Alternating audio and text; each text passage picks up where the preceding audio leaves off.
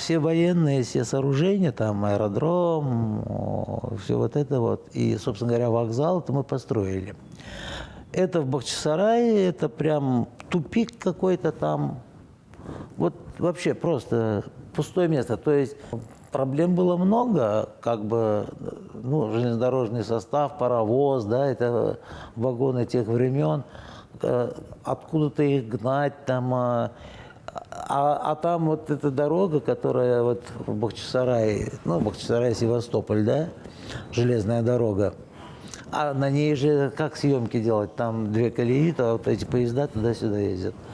Там мы не могли, ну, саму депортацию это снимать. Поэтому нашли, в общем, вот такое место, где решили там строить вот типа эту площадь, собственно говоря, здание этого вокзала, ну, эти все пристройки, там, все, что там есть. И самолет построили на территории там ЖБК, ну, это где плиты там варят. Нам там дали кусок такой, мы там построили самолет, потом его отогнали там на поле. И там же на поле какие-то там эти полевой аэродром вот этот. Да, это с Хайтармой оно так.